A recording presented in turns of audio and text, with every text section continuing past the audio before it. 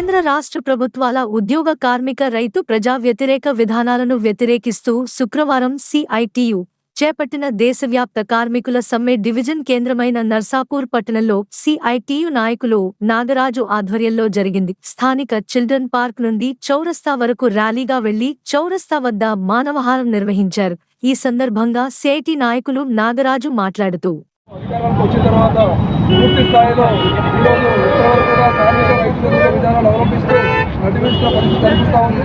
దానికోసమే భాగంగా ఈరోజు దేశవ్యాప్తంగా ఈరోజు అన్ని కార్మిక సంఘాల ఆధ్వర్యంలో రైతు సంఘాలు, ఇతర వ్యవసాయ కార్మిక సంఘాలు, అనేకమైనటువంటి ప్రజా సంఘాల ఆధ్వర్యంలో ఈరోజు సమ్మె, దాంతోపాటు బంద్ కార్యక్రమాలు నిర్వహించడం జరుగుతూ ఉంది.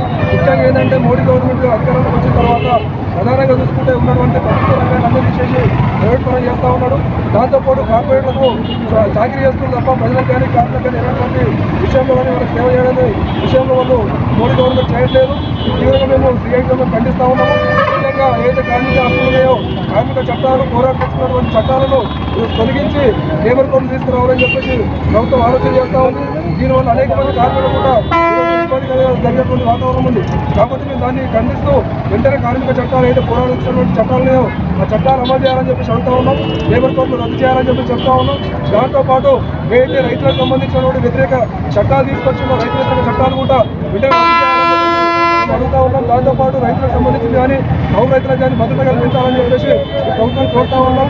ఇప్పుడు ఏదైతే మోడీ గవర్నమెంట్ వచ్చిన తర్వాత కూడా ఏదైతే ఉద్యోగాలు ఇస్తామని చెప్పారో ఉద్యోగాల విషయంలో కూడా సంవత్సరానికి కోటి ఉద్యోగాలు అన్నారు. సుమారు ఇప్పుడు 9 సంవత్సరాలు అయితే ఉంది. ఈ 9 సంవత్సరాలు ఎన్ని కోట్ల ఉద్యోగాలు ఇచ్చారని చెప్పేసి మేము ప్రశ్నిస్తూ ఉన్నాం. ముఖ్యంగా చూసుకుంటే కరోనా కాలంలో కూడా అనేక మంది ఉపాధి కోల్పోయి ఈరోజు రోడ్ల మీద పడ్డటువంటి పరిస్థితి దేశంలో కనిపిస్తూ ఉంది. కానీ మోడీ గవర్నమెంట్ ఒక్కరికి ఉద్యోగం ఇవ్వకుండా కరోనా కష్టకాలంలో కూడా ఆదుకోకుండా ప్రజలను అడ్డుపెడుతున్న పరిస్థితి ఉంది. కాబట్టి ప్రజా వ్యతిరేక, కార్మిక వ్యతిరేక ఈ మోడీ గవర్నమెంట్ వ్యతిరేకంగా జరుగుతున్న సమ్మెలో అందరూ పార్టిసిపేషన్ చేయాలని చెప్పేసి మేము కోరుతా ఉన్నాం. ఇప్పటికైనా ప్రభుత్వం ఆలోచన చేసి పెరుగుతున్న ధరలు తగ్గించాలి, కార్మికులందరికీ ఉద్యోగ భద్రత కల్పించాలి, చట్టాలు అమలు చేయాలి. లేని పక్షంలో కూడా పెద్ద ఎత్తున కూడా మేము పోరాటాలకు కూడా సిద్ధమవుతామని చెప్పేసి ఈ ప్రభుత్వానికి హెచ్చరిస్తాము.